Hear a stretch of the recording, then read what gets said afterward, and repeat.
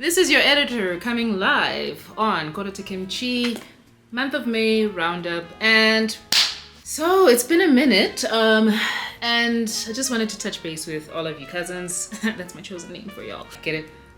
Kota K to Kimchi K. Cousins. Not using another K because we cannot have the KKK up in here, but we have the KKC. Same sound, alliteration. So, in the month of May, we had a few K-dramas that came our way. And scary to admit, I actually got to a fair number of them. That probably means that I need to evaluate my life choices and how I spend my time. But I do it all for the cousins. And so I will give a brief roundup on each one. And hopefully this will be a short video. But also just to let y'all know, things here at Kota to Kimchi will be looking slightly different. Just because, life be lifing sometimes and work gets a little bit heavy. So from time to time, I may be bringing you these short videos. We might still have our OG longer format where it's your intrepid hosts giving you one of our long format videos. We may be bringing in guest hosts as well. But just to say that you might be seeing Luandani a little bit less just because, life and work gets hectic, but, she's still part of the family. But I will be steering the ship for a little bit. Do you trust me as the captain of a ship? I don't know. But anyway, stick around, join the conversation, join the fun, join the community, be one of the cousins. And submit some dramas that you want to see us review, and if you even want to be a guest host sometime, it is not an impossibility. So, and also, as you remember from our year-end roundup, I'm also amenable to voice notes, and you putting your 2 cents, 10 cents, 10 won in. Please bring through all of the comments, all of the commentary. Yeah. Okay, so that's enough of an intro. Now, if you are following us on Instagram, you would have seen the compilation of the upcoming May dramas. We are now at the end of May, and I've watched a few. Okay, so I will, in no particular order. Well, actually, this is going to be in order. I'm going to go from how they started. All right, so Tastefully Yours is a 10-episode drama releasing on Netflix every Monday and Tuesday. It is currently, I think we're sitting at 6 episodes. Episode 7 and 8 are coming up soon, and then there's 9 and 10 ending off the show in June sometime. What it's about, it's got Kang Han-no. Okay, if you have been in K-drama land for any amount of time, he is not a stranger to your eyes. He's been in When the Camellia Blooms. He's been in The Air as one of the OG legacy watches. He's also been in Squid Game from season 2, and I believe in season 3 as well. Kang Han-no plays Chebol Air, who works in the food industry. His mom is a well-known chef who has built this empire, and she is a scary woman from the little that I've seen of her. Anyway, she's got 2 sons, the elder and the younger, who is Han Pom-woo, played by Kang Han-no. She is on a mission to, and she's really one of the side characters. Our dude is Han Pom-woo. She wants 3 Michelin stars. Oh, sorry, the equivalent of Michelin stars, because they had to fictionalize it. It's actually called Diamond stars. Yes, she wants 3 Diamond stars from one of the restaurants underneath her food company label, and the first son to bring her that 3-star rating will inherit the entire group. There is the shady older brother who will stop at nothing in order to get the group, and then there's Han Pom-woo, who in the first episode is outmaneuvered and kicked out of the group by his elder brother. Ends up in a street in one of the suburbs of towns far away from Seoul with nothing to his name because all of his company credit cards have been frozen. His company car has been repossessed. He leaves basically with the clothes on his back, and he has to make his way somehow. And so begins his tale of him discovering this gem of a fine dining restaurant that does not look like a fine dining restaurant from the outside, called Jongjae, with this Mo Young-ju. Mo Young-ju is the chef, skilled chef, who is operating this tiny restaurant, and he starts working there, but basically he wants to steal the recipes from Jongjae and take them back to one of the flagship restaurants back home in Seoul, in order to attain that 3-star rating. But of course, things do not go how he plans. And his love in the recipe for us. I'm loving Tastefully Yours. It is a comedy. It's got all of the things that I love. It's got good squad goals. It's got amazing comedic timing between Kang Han-il and one of our second leads. They just make me crack up. And even the romance is believable for me. So I would highly recommend, so far, I would highly recommend Tastefully Yours. Please watch it. On to our next one. Here is a drama called Dear Hongrang with Yawei from Alchemy of Souls. I can't remember his name for the life of me right now, but you know who he is. I'm going to put the name somewhere on this edited video. Who plays a brother who... let's put it this way. 10 years ago, a young boy disappeared from his home. His family has been looking for him. His family being... sorry, I have to set it up. He was born in Joseon, in the Joseon period, right? The family is a family of merchants who own a guild, a merchant network. Their son and heir has disappeared. 10 years later, they are still searching for him, have met all kinds of imposters claiming to be the Yangsang Hongrang, until finally someone brings who they believe is the real Hongrang. Now, all those imposters have met interesting punishments for having been found out to be imposters at the first interrogation. And so you know that to convince people that he is Hongrang. But anyways, eventually they think that he's Hongrang. I can't say much more than that because it's only 11 episodes, so you know that the action goes quickly. And that's one refreshing thing about this drama, I think, was that they did not waste time in useless flashbacks. They really, it was breakneck speed. It was refreshing at first, and then eventually like, whoa, pause, rewind. Let's watch that scene over again because I did not quite get what that development was. And once they developed that story there, they did not waste time in going back. So, that was refreshing for a K-drama. All right. Now, obviously, from the way that it's framed, you can tell that he might not really be the real Hongrang. But young man doesn't know because he doesn't remember his childhood. One thing I'll say about Dear Hongrang, I'll say a few things. Number one, the English title was not a great translation, was not a great choice. Let's go to the Korean title. The Korean title is Tankum.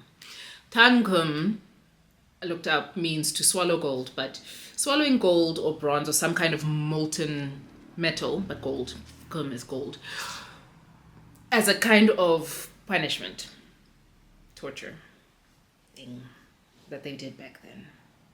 And I feel like that is a better, much better title for this thing, because it is really heavy on the revenge, really heavy on, there's some deadly consequences that are going on here. And there's some real torture that has taken place now and in the past, involving a painter, involving tattoo. It was a lot, and it got dark. It got dark, and it delved into one of the characters dabbling in the occult. So for that, I might give it a miss. But also, you see, I'm in two minds. The fight choreography was brilliant. On the other hand, brilliant. Would I recommend Dear Hongrang? I don't know. I also felt that the love story between our supposed Hongrang and his half-sister was unnecessary. As I move. Another drama that started on Disney Plus this time was called 9 Puzzles. 9 Puzzles is about a homicide that takes place in someone's home. That someone is the someone who died was the former superintendent of Hongrang police station, Superintendent Yoon. The only witness to his death, or the first person to come across his lifeless body, was his niece, who was supposed to be in her high school dorm at the time, but had gone home for reasons. Of course, that places her as the primary suspect, because she actually can't remember, after seeing his body, she cannot remember anything else until she's at the police station getting questioned. Fast forward 10 years, she is now a criminal profiler at the Seoul Metro Police. There is a detective who was a rookie working that case of her uncle back 10 years ago, played by Son Soo-koo. He's my age group, and he is also fine. Anyways, he still believes that she is the primary suspect for her uncle's death, but now Gal had found a puzzle piece next to her uncle's body, had mentioned it to the police. They did nothing with that information.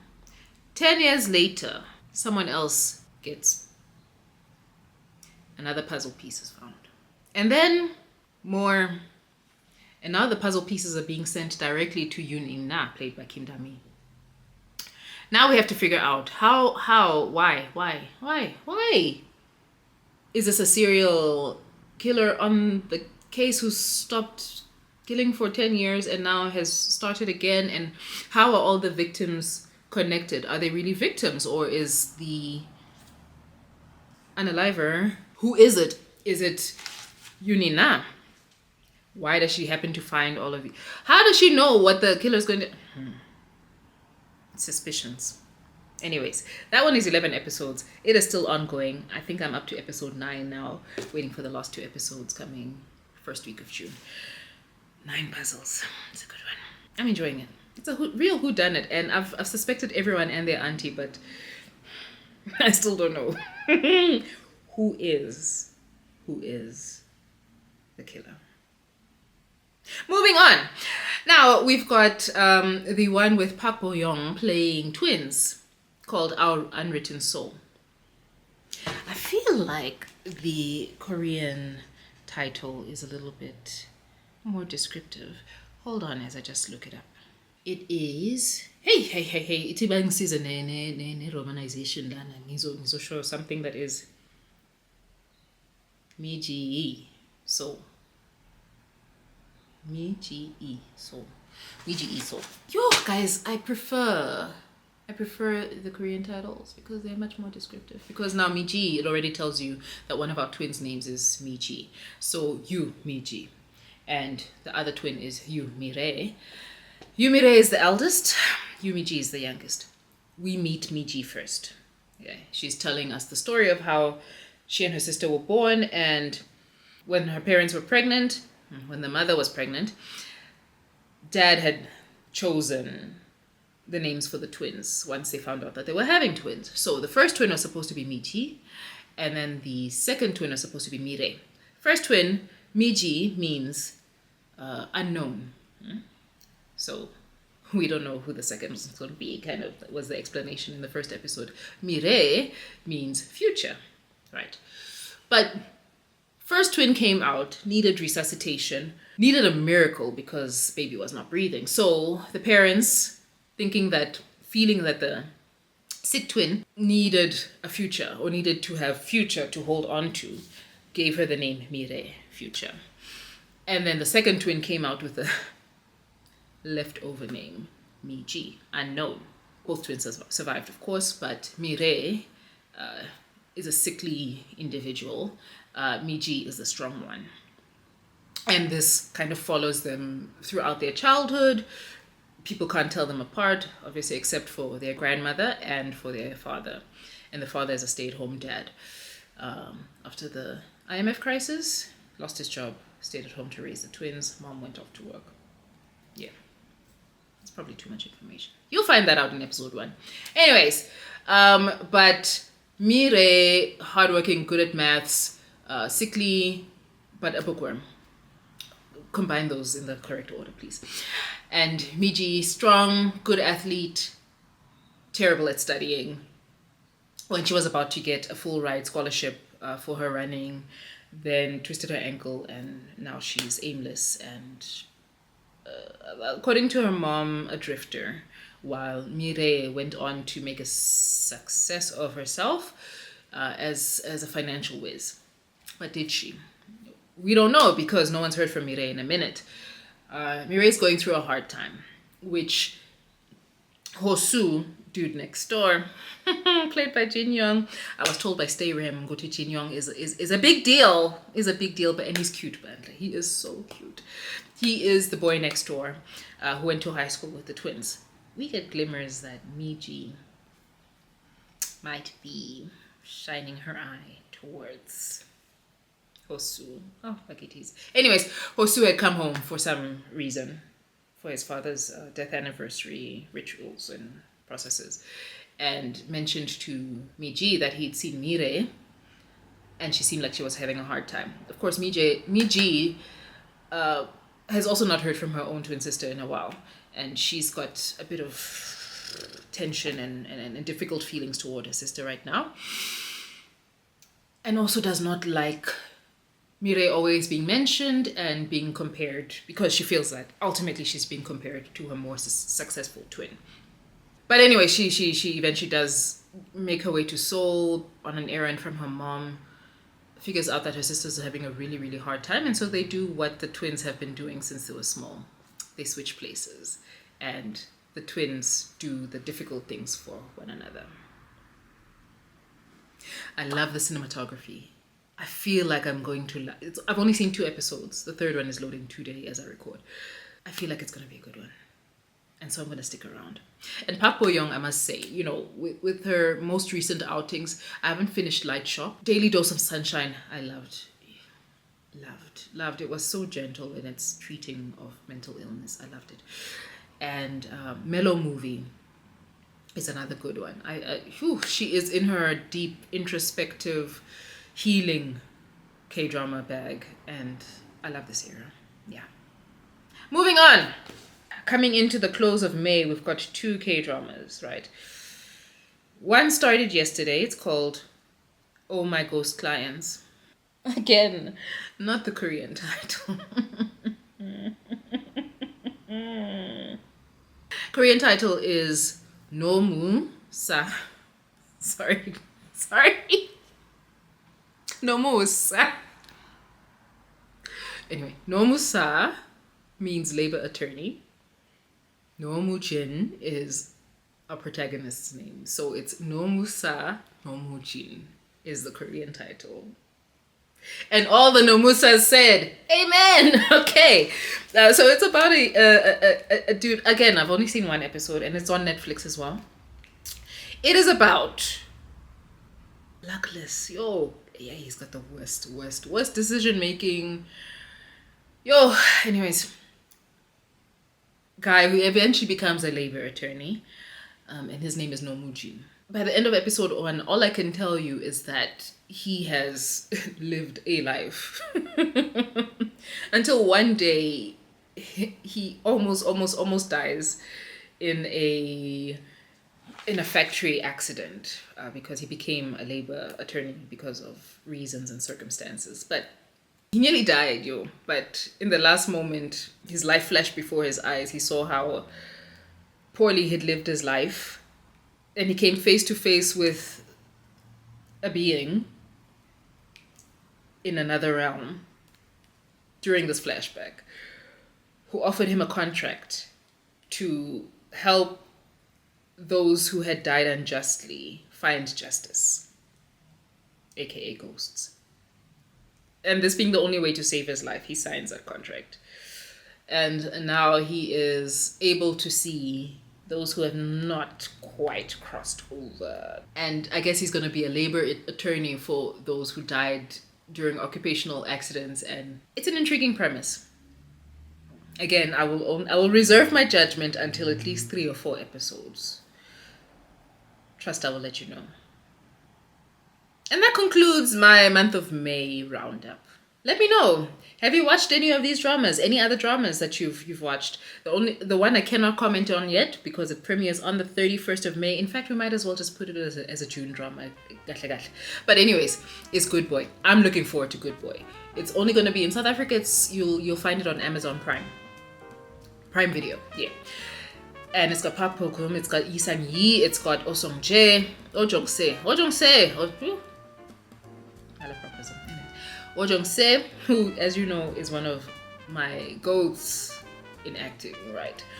And it is about former athletes who are recruited into the police service. I like a good police procedural. Let me know how this new occasional format works for you. Let this be a conversation, cousins. Don't be a stranger, even though I was for the past 2 months.